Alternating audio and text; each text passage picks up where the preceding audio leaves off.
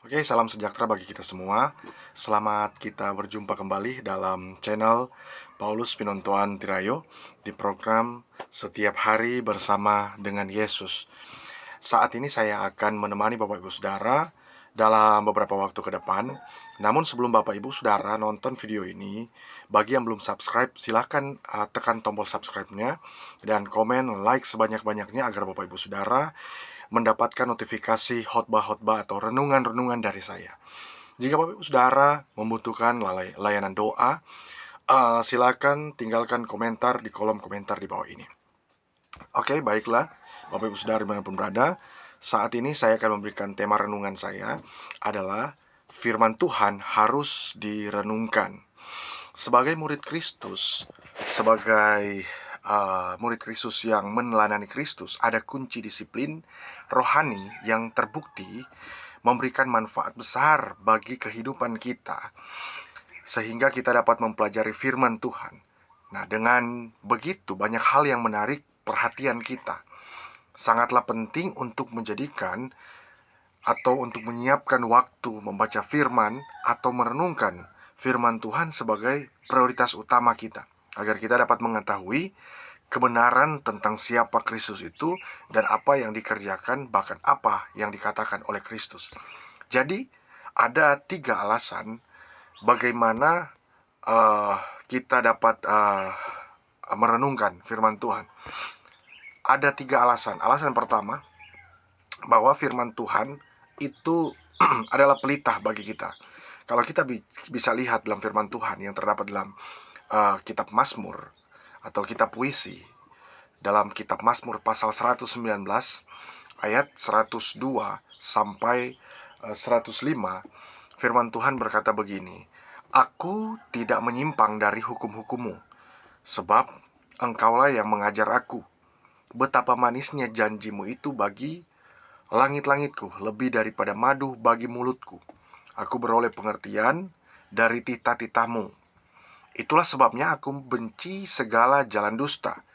Firman-Mu itu pelita bagi kakiku dan terang bagi jalanku."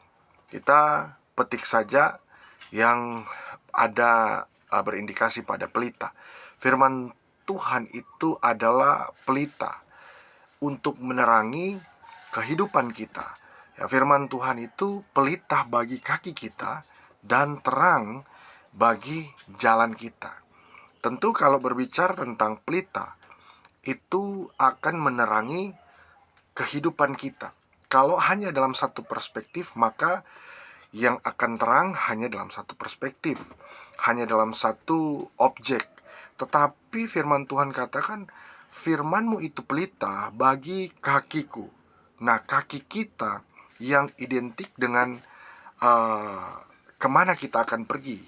Nah, di situ Tuhan memberikan kita pelita, ya, dan terang bagi jalan kita. Kalau pelita, dimanapun kita pergi dan berada, jika ada pelita maka kita tidak akan terantuk, tidak akan tersandung, karena ada firman Tuhan, ada pelita bagi kaki kita, sehingga ketika kita berjalan maka kita tidak akan terantuk. Kalau kita perhatikan, pelita itu sangat penting, terang itu sangat penting. Nah, bagaimana jika kita sedang berjalan dalam kegelapan? Apa yang akan menerangi kita? Tentu firman Tuhan itu akan menerangi kita. Kalau kita sedang dalam perjalanan menuju ke suatu tempat, lalu jalan tersebut itu sangat rusak. Bahkan kita tidak tahu apakah ada lubang atau apakah ada batu besar ataupun mungkin ada kayu yang ada di situ, ataupun mungkin ada objek-objek lain yang membuat kita akan jatuh di sana. Kita nggak tahu. Kalau tanpa terang, bahkan tanpa pelita, maka sangat penting sekali firman Tuhan itu menjadi pelita bagi kaki kita. Dan kalau kita perhatikan di dalam kehidupan kita sebagai orang yang percaya, pelita ini adalah sebuah hal yang sangat penting. Karena kalau orang nggak punya pelita, tentu dia akan tersesat, dia akan salah jalan. Tetapi Kristus datang bagi kita, itu dia menjadi pelita dan terang bagi jalan kita. Memang pada dasarnya semua manusia itu sudah berjalan, sedang berjalan dalam kegelapan. Tetapi Kristus datang ke dalam dunia ini sehingga semuanya itu menjadi terang, dan kita dapat melihat mana uh, mana yang ada lubang, yang mana yang ada batu, mana yang ada kayu, mana yang ada objek lain yang membuat kita tersandung, sehingga kita dapat melihat ternyata saya tidak boleh lewat jalan ini. Saya harus melewati jalan di mana jalan tersebut tidak punya objek lain yang membuat kita mengalami kecelakaan. Nah, inilah yang membuat kenapa pelita dan terang itu penting dalam kehidupan kita. Karena firman Tuhan itu adalah pelita bagi kaki kita. Seringkali ketika kita sedang bergumul, putus asa, bahkan stres, kita mencari kenyamanan, ya, kepastian dan harapan. Kita cari bagaimana solusi dan apa jawabannya. Nah, ketika kita meluangkan waktu untuk merenungkan, membaca firman Tuhan atau merenungkan firman Tuhan, ya, dalam sebuah kitab khusus yang diberikan oleh Tuhan melalui para bapak-bapak gereja, melalui para hamba-hamba Tuhan, melalui para rasul untuk kita, ya, sehingga kita diingatkan agar, ya, kita tahu siapa Tuhan kita, siapa Tuhan yang penuh kasih, ya. Tuhan kita itu luar biasa. Dia penuh kasih, dia berikan pelita, dia berikan terang bagi jalan kita. Yang sebenarnya kita nggak punya andil untuk mendapatkan terang. Yang sebenarnya kita nggak punya andil untuk punya pelita. Tapi dia datang ke dalam dunia ini, memberikan pelita, dia berikan kesembuhan, dia berikan kita berkat, dia berikan kita segala sesuatu untuk kita nikmati. Dan sukacita yang hanya dapat dia berikan, ya. Lalu kemudian dia menyemangati kita, dia memberikan semangat, menguatkan iman kita setiap saat yang kita habiskan untuk mungkin kita sedang capek, mungkin kita sedang beristirahat dari kegiatan-kegiatan yang kita lakukan, tetapi firman Tuhan adalah pelita bagi kaki kita. Dia terangkan kita, dia berikan kita pencerahan, ya. Karena ketika kita berpaling kepada Tuhan, apapun keadaannya, dia sedang menunggu kita, dia sedang menanti kita, dia sedang mencari kita. Nah, itu yang pertama. Yang pertama adalah karena firman Tuhan adalah pelita bagi kita. Yang kedua, firman Tuhan itu menantang kita, ya. Maksud menantang adalah apa? Nah, kalau kita lihat di dalam Alkitab kita yang terdapat di dalam kitab Matius pasal yang ke-28 ayat 19 sampai 20, Matius 28 ayat 19, Matius 28. Ya, saya akan mencarinya. Matius 28. Matius 28 ayat yang ke-19. Firman Tuhan berkata bahwa karena itu pergilah, jadikanlah semua bangsa muridku dan baptislah mereka dalam nama Bapa dan Anak dan Roh Kudus, dan ajarlah mereka melakukan segala sesuatu yang telah kuperintahkan kepadamu, dan ketahuilah aku menyertai kamu senantiasa sampai kepada akhir zaman. Nah, alasan yang kedua adalah firman Tuhan itu menantang kita. Sebagai murid Kristus, kita dipanggil untuk patuh menjalankan perintah Tuhan, menjalankan setiap mekanisme aturan firman Tuhan. Kita harus menjadi pembelajar, ya, bukan hanya pelaku saja, tapi kita pembelajar, ya, penghasil buah. Nah, kita juga menjadi pelaku firman, bukan hanya pendengar, bukan hanya pembicara firman, tetapi juga kita menjadi pelaku firman melalui pembacaan Alkitab setiap hari dan pekerjaan Roh Kudus yang selalu dinyatakan. Karena Roh Kudus itu sebagai penolong bagi kita. Mana kita nggak ngerti, Roh Kudus kasih tahu. Ya, dengan apa? Dengan kita merenungkan firman Tuhan, dengan kita membaca firman Tuhan, kita menjadi sadar akan kehendak Tuhan. Kita menjadi mengerti, ya, kita sadar akan kehendak Tuhan bagi hidup kita dan panggilan yang Dia ingin kita lakukan. Semuanya dalam kemuliaan Tuhan. Nah, kita di sini kalau kita perhatikan, ya, dalam kitab Matius pasal yang 28 ayat yang ke-19, 18 maksud saya, ini ada sebuah tantangan, challenge, ya, bagi orang-orang percaya, ya.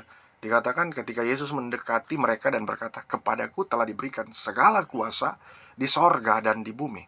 Karena itu pergilah. Nah, ini Yesus menantang orang-orang percaya.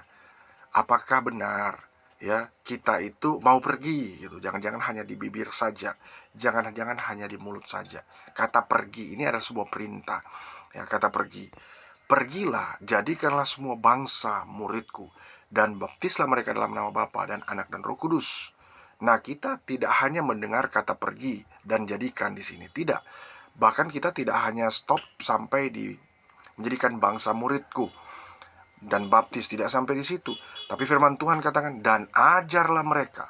Dan ajar, di situ ada learning. Di situ ada kata uh, uh, apa namanya? Learning, belajar ya. Di situ ada kata di mana kita harus menggunakan indera kita. Indera penglihatan kita, indera pendengaran kita ya.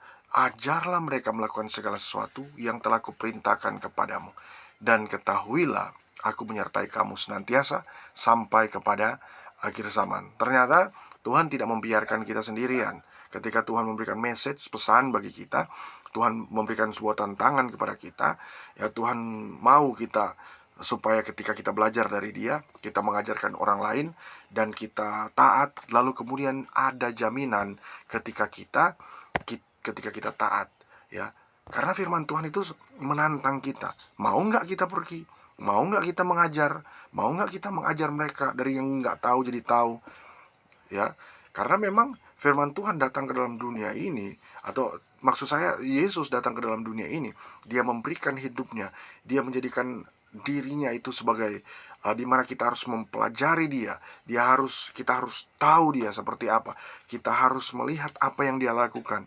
Ya, kita harus benar-benar menyadari bahwa betapa penting kita harus taat kepada dia, sehingga terjadi kemuliaan di sana. Nah, kemudian alasan yang berikut adalah bahwa firman Tuhan itu membangun kita. Kalau kita lihat di dalam kitab Ayub pasal 5 ayat 17, di situ firman Tuhan katakan bahwa lihatlah betapa bahagianya orang yang ditegur Allah, maka janganlah kamu meremehkan didikan yang maha kuasa. Nah, firman Tuhan itu membangun kita. Kalau kita juga lihat dalam 2 Timotius pasal 3, 2 Timotius pasal 3, ya, 2 Timotius pasal yang ketiga, ya, 2 Timotius pasal yang ketiga, firman Tuhan tercatat di dalam ayat yang ke-16, segala tulisan yang diilhamkan Allah memang bermanfaat untuk mengajar, untuk menyatakan kesalahan, untuk memperbaiki kelakuan, dan untuk mendidik orang dalam kebenaran. Dengan demikian, tiap-tiap manusia kepunyaan Allah diperlengkapi untuk setiap perbuatan baik. Nah, kalau kita perhatikan, ya, firman Tuhan ini bukan hanya juga dipelajari, lalu bukan juga kita disertai seperti itu. Tuhan katakan bahwa Dia akan menyertai kita sampai kepada kesudahan akhir zaman. Tetapi firman Tuhan juga ingatkan kepada kita bahwa ya, di sini segala tulisan atau firman Tuhan yang kita baca, kita renungkan ya, yang diilhamkan Allah, segala tulisan yang diilhamkan Allah memang bermanfaat untuk mengajar, untuk menyatakan kesalahan, untuk memperbaiki kelakuan, dan untuk mendidik orang dalam kebenaran. Kalau orang sudah nggak bisa dididik untuk melakukan kebenaran, maka firman Tuhan adalah prioritas utama orang tersebut. Mengapa? Agar supaya dia itu terdidik dalam kebenaran. Ya mungkin saja ya dia sering melakukan kesalahan, ya dia sering melakukan dosa yang dia bahkan nggak tahu atau tahu. Ya tentu hal-hal inilah yang harus menjadi kekuatan bagi orang percaya, itu dia harus ya mendidik orang tersebut dalam kebenaran. Dan firman Tuhan ini datang kepada kita untuk mengingatkan kita, kalau orang lain sudah melakukan kesalahan, ingatkanlah mereka akan firman Tuhan. Karena firman Tuhan itu mendidik seseorang dalam kebenaran. Sebagai orang yang berdosa, yang diselamatkan oleh Tuhan, ya, oleh karena kasih karunia Tuhan, kita mempunyai kebutuhan akan peneguhan. Ya, kita harus bertumbuh dalam roh, kita harus bertumbuh dalam karakter dan dalam kasih karunia. Lalu serta pengetahuan tentang Yesus Kristus. Ya, dan kita telah diberikan guru terbaik, yaitu Yesus Kristus Tuhan kita, yang memberikan teladan hidup bagi kita, bagi setiap orang yang percaya kepada Tuhan. Lalu apa manfaat ketika kita merenungkan firman Tuhan? Lalu apa? Mungkin Bapak Ibu bertanya, lalu apa manfaatnya ketika kita merenungkan firman Tuhan? Tentu kalau kita baca dalam kitab Yosua, Kitab Yosua pasal 1 ayat yang ke-8, firman Tuhan katakan, ya, Yosua pasal 1 ayat yang ke-6, maksud saya sampai ayat yang ke-8, firman Tuhan katakan, kuatkan dan teguhkanlah hatimu, sebab engkaulah yang akan memimpin bangsa ini, memiliki negeri yang kujanjikan, dengan bersumpah kepada nenek moyang mereka untuk diberikan kepada mereka. Hanya kuatkan dan teguhkanlah hatimu dengan sungguh-sungguh. Bertindaklah hati-hati sesuai dengan seluruh hukum yang telah diperintahkan kepadamu oleh hamba-Ku Musa. Janganlah menyimpang ke kanan atau ke kiri, supaya engkau beruntung kemanapun engkau pergi. Jangan engkau lupa memperkatakan kitab Taurat ini, tetapi renungkanlah itu siang dan malam, supaya engkau bertindak hati-hati sesuai dengan segala yang tertulis di dalamnya. Sebab dengan demikian perjalananmu akan berhasil dan engkau akan beruntung. Nah, di sini kita bisa perhatikan, kita bisa lihat ternyata ya ada manfaat ketika kita merenungkan firman Tuhan. Manfaat yang pertama adalah kita akan kuat. Nah, kalau kita lihat dalam kitab Yosua pasal yang pertama ya, ayat yang ke-6, di situ kita menemukan kata kuatkan. Nah, artinya kita akan merasa kuat ya, baik secara mental maupun secara strength, kekuatan kita secara fisik ya. Kita akan kuat di tengah-tengah pencobaan, di tengah-tengah masalah, di tengah-tengah hiruk pikuk, di tengah-tengah polemik yang terjadi, ya mungkin saja kita nggak tahu tiba-tiba sudah menyerang kita. Nah, kita akan kuat di sana. Kita akan memiliki psikis yang baik. Kita akan memiliki cara berpikir yang luar biasa, yang dari Tuhan ya. Kita akan mampu menghadapi hidup ini dengan takut akan Tuhan. Kenapa? Karena kita kuat ya. Tuhan sudah firmankan kepada Yosua. Firman Tuhan datang kepada Yosua bahwa kuatkan ya. Di situ firman Tuhan mengingatkan kepada Yosua agar supaya kuatkan, jangan lengah. Ya, kenapa? Karena dia akan masuk di negeri yang sudah dijanjikan oleh Tuhan. Tentu setiap orang yang percaya kepada Tuhan itu punya tujuan-tujuan Tuhan dalam hidupnya, di mana dia harus merealisasikan apa yang dijanjikan Tuhan kepada dia. Yaitu mungkin saja Tuhan akan memberkati Bapak Ibu Saudara dimanapun berada, tetapi harus kuatkan hati, harus punya mental yang kuat ya. Bagaimana mungkin kita akan dapat berkat, bagaimana mungkin kita akan memperoleh sesuatu tapi kita nggak kuat, kita nggak nikmati itu ya. Mungkin ketika kita nggak nikmati, orang lain yang nikmati, tetapi kita harus kuat pada dasarnya. Seperti Kaleb dan Yosua, mereka merebut tanah perjanjian. Karena apa? Mereka kuat.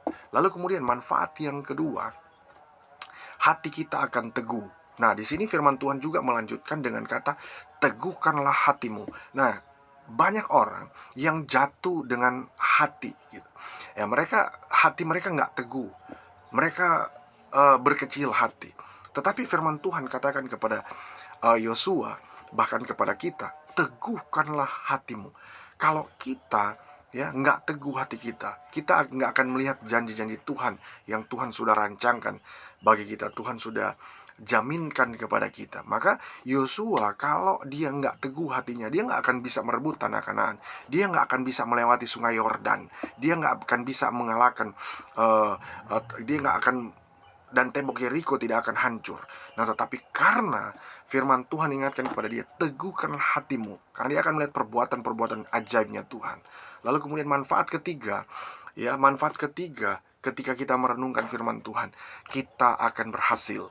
Kalau kita lihat di dalam ayat-ayat selanjutnya, kalau kita lihat, janganlah engkau lupa memperkatakan kitab Taurat ini, tetapi renungkanlah itu siang dan malam, supaya engkau bertindak hati-hati sesuai dengan segala yang tertulis di dalamnya.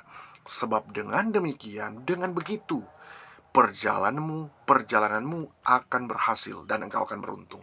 Ada dua kata yang kita lihat di sini, berhasil dan beruntung. Nah, kita akan mengalami keberhasilan demi keberhasilan. Kita akan melihat hari-hari hidup kita akan berhasil.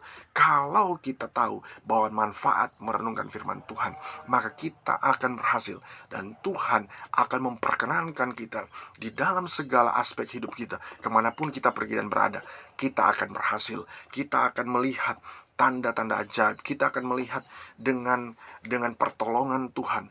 Tuhan akan membuat kita berhasil. Dan hidup ini kita akan lihat dan nikmati bahwasanya orang-orang yang akan melihat kita dengan keberhasilan yang Tuhan berikan itu lalu kemudian mengikuti cara-cara kita. Kenapa? Karena kita akan berhasil. Nah, identik dengan keberhasilan di sini bukan tentang harta benda. Ya, kalaupun itu juga kita dapat harta benda, itu kalaupun kita dapat kekayaan dan kehormatan, itu juga bagian dari keberhasilan. Tetapi itu sangat kecil, ruang lingkupnya sangat kecil kalau bicara tentang keberhasilan. Tapi yang dimaksudkan oleh Alkitab, oleh firman Tuhan, ya, untuk manfaat yang harus kita dapatkan, yaitu kita akan berhasil. Maka berhasil di sini itu kemanapun kita pergi dan berada, kita akan berhasil. Mungkin ada orang yang menghalangi kita, tetapi firman Tuhan jamin bahwa kita akan berhasil. Kita akan ditolong oleh Tuhan. Lalu kemudian, bagaimana cara agar kita merenungkan firman Tuhan? Mungkin kita bertanya-tanya, bagaimana Pak Paulus agar supaya kita bisa merenungkan firman Tuhan? Ya, tentu dengan kebiasaan saya yang jarang membaca firman Tuhan. Lalu bagaimana saya itu bisa merenungkan firman Tuhan? Nah, cara yang pertama itu bersihkan hati dulu. Kita bersihkan hati, kita datang merendahkan diri kepada Tuhan, kita doa, kita minta pengampunan kepada Tuhan, kita minta Tuhan bersihkan hati saya, Tuhan bersihkan hati aku, Tuhan bersihkan hidup saya, Tuhan bersihkan dari segala dosa, dari segala noda. Kadangkala apa yang menghambat kita? Yaitu dosa. Dosa menjadi penghambat kita, ya, sehingga kita terintimidasi, terdakwa oleh si jahat. Nah, iblis akan bilang, kamu kan barusan buat dosa, kamu kan barusan buat kesalahan, tuh kamu nggak layak, tuh kamu nggak bisa tuh merenungkan firman Tuhan. Akhirnya kita merasa tertuduh, terintimidasi, sehingga sulit merenungkan firman Tuhan. Tapi cara yang pertama adalah kita bersihkan hati kita dengan sungguh-sungguh di hadapan Tuhan, sehingga kita akan melihat keberhasilan demi keberhasilan. Cara yang kedua, agar supaya kita merenungkan firman Tuhan, ya kita bersihkan pikiran kita. Nah, bukan hanya hati, ya, karena dalam kehidupan manusia, eksistensi manusia itu bukan berbicara tentang hati saja, ya, tapi kita bersihkan pikiran kita, karena firman Tuhan juga itu berindikasi pada cara kita berpikir juga, ya, metanoia, cara kita menanggapi, meresponi, ya, cara kita menanggapi seperti apa. Nah, itu berkaitan dengan pikiran kita. Pikiran kita juga itu harus bersih. Nah, sehingga kita dapat merenungkan firman Tuhan. Lalu bukan hanya juga membersihkan pikiran, cara yang berikutnya adalah agar supaya kita merenungkan firman Tuhan, ya, kita harus bersihkan motivasi. Motivasi kita itu apa? Sehingga kita merenungkan firman Tuhan. Nah, motivasi kita harus tulus, harus jelas, ya. Tujuannya adalah untuk memuliakan Tuhan. Tujuannya adalah supaya nama Tuhan makin mulia, makin besar, makin dahsyat, dan makin agung. Nah, ini yang menjadi motivasi setiap kita, ya. Karena kalau berbicara tentang diri kita, egosentris, semua tertuju kepada motivasi, semuanya tertuju kepada kita, kebanggaan diri, dan semua tentang kita. No, bukan itu. Tetapi semua tentang Kristus, semua tentang Yesus. Ya, kita bersihkan motivasi itu karena semuanya tentang juru selamat, semuanya tentang Dia yang menyelamatkan kita, yang menolong kita dari kegagalan sampai kita menuju kepada keberhasilan. Untuk itu, Bapak Ibu Saudara, dimanapun berada, terima kasih sudah menonton video ini. Kiranya Bapak Ibu Saudara diberkati Tuhan, dimanapun berada, sehat selalu, kuat, dan Tuhan Yesus memberkati.